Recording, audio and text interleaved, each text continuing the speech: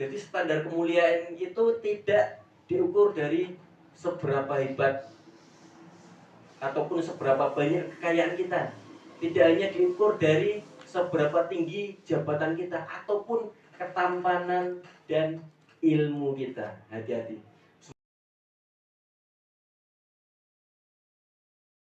Kemuliaan ternyata tidak. Yang ditekankan di dalam ayat ini adalah sumber kemuliaan adalah sebuah ketakwaan. Ketakwaan yang dimana sebagaimana kita definisikan secara umum, takwa itu menjalankan setiap perintah-perintah yang Allah berikan dan kita senantiasa berusaha menjauhi larangan-larangannya. Intinya kan itu nih. Kita berusaha menjalankan setiap jengkal perintah ya baik dari Rasul ataupun dari Al-Quran. Itulah kuncinya. Tapi dengan syarat apa? Tidak mensekutukan Allah. Syaratnya pertama itu. Yang kedua, qalbun salim, yaitu hatinya bersih. Ya tidak boleh ada tadi hasad, sombong. Ya sombong sedikit saja bisa mengakibatkan kita terjerumus ke neraka. Sulit ya. Ternyata membersihkan hati itu lebih sulit. Makanya diperlukan ilmu tazkiyatun nafas. Itu pembersihan jiwa hati biar kita jauh dari hasad, jauh dari riya, jauh dari sombong, ujub, membanggakan amalan-amalan kita. Kalau orangnya semakin amalannya banyak itu dan semakin terkenal, mudah sombong enggak kira? Mudah. Apalagi kita punya banyak harta, pangkatnya tinggi. Wah, itu lebih mudah lagi sombongnya. Wong orang kaya, mobilnya bagus, wajar enggak sombong? Wajar. Wah, kalau kita naiknya sepeda, bawanya sandal jepit, uang 5.000 sombong. Wah, ngeri. Yeah. Sulit kalau mau sombong uang 5.000 itu masuk mall. Jangankan masuk mall ya, buat parkirnya 2.000 aja bingung nanti. Waduh, tinggal tolong ewu kan udah es teh nih. Es teh jumbo cok dapatnya jenengan masuk mall. Bahkan justru di mall itu es teh jumbo 5.000 mungkin. Tidak ada harga 3.000 seperti di pinggiran kita yang sekarang banyak viral itu, tidak ada. Di mall pasti 5.000 masih. Nah, pajaknya ikut siapa? Mereka bayar stan itu kan tidak mungkin gratis di situ. Padahal di mall itu di pinggiran-pinggiran saja stannya sudah mahal. Soalnya saudara saya itu punya kontrakan di mall Jakarta itu, stannya saja satu kios itu 30 juta per bulan. Satu ya, ukuran 3x3, 30 juta per bulan. Nah kalau jenengan punya satu ya, kalau punya satu. Padahal saudara saya itu punya dua. Berarti 60 juta per bulan. Kira-kira kalau jualan tas, jenengan mau untungnya 1.000 atau 10.000? Tidak cukup gitu. Itu ternyata.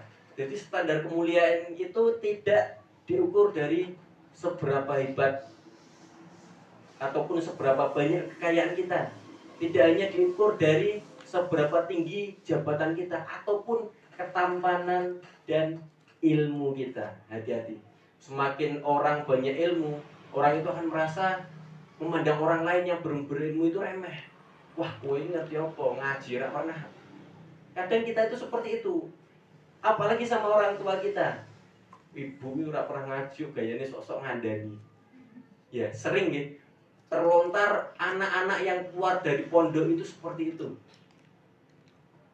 Ibu ini ora pernah ngaji, kok ngerti ibu aku wis mondok iki lho, ilmu wis ngerti kabeh dalil-dalile. Malah sama ibunya malah seperti itu. Aku merasa kok bisa ya. Jadi kadang itu kembali lagi memang bisa jadi salah orang tuanya yang seperti itu. Bukan berarti kok ketika ilmu yang dicerna ataupun yang didapat anak-anak itu kok aplikasinya sampai salah. Bisa jadi dicek lagi. Bisa jadi harta yang digunakan untuk membayar biaya anaknya sekolah itu dari hasil yang kurang bagus. Atau nuwun sewu, SPP-nya sering telat.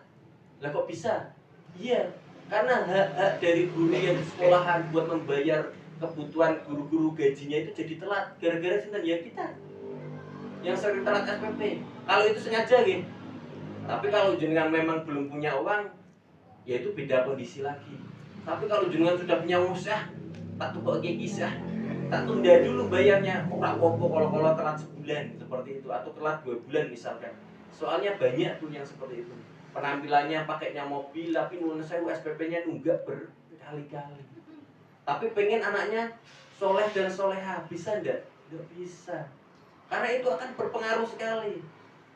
Jadi ilmu yang mereka serap anak-anak mereka itu ya hasilnya seperti itu. Oh iya, ternyata jadi anak yang membangkang gitu, seperti itu.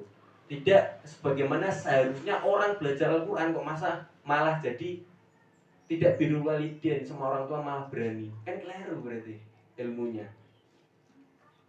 Lantas bagaimana cara untuk mengukur diksi ataupun tingkat ketakwaan di sini? Ternyata di dalam Al-Quran ini diksi takwa, kalau sebuah kalimat ataupun ayat itu disebut berkali-kali, itu artinya butuh penekanan yang banyak, Bu. Dan ternyata kata takwa itu di dalam Al-Quran terdapat 245 kali. Banyak nih, 245 kali. Semakin banyak katanya, berarti itu sangat penting. Seperti itu.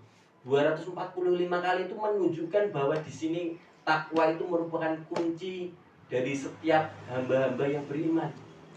Kalau tidak bertakwa, sama saja tidak berguna setiap ilmu yang dia miliki. Apa ada orang yang ilmunya banyak tidak bertakwa? Banyak. Lulusannya luar negeri, LC, tapi musuh Islam. Contohnya apa sekarang? Islam liberal. Mereka gelarnya LCMA, tapi mencari kekurangan agama Islam. Luar biasa ya. Mengadu ustadz-ustadz yang membantah setiap pernyataan ustadz-ustadz yang ahli sunnah. Mereka sengaja menggunakan dalil-dalil ini, kelemahan-kelemahan yang mereka sampaikan itu dipelajari semua. Yaitu tadi mereka belajar agama untuk membantah ustadz-ustadz yang memang dari ahli sunnah. Ngeri ya? Belajar sudah capek-capek ke luar negeri, hasilnya seperti itu. Tujuan mereka apa? Ya kembali lagi, dunia, uang. Apa ada yang bayari? Ada. Ya siapa? Ya orang-orang kafir, orang-orang munafik yang membenci Islam. Tapi dengan kedok Islam, itulah mereka.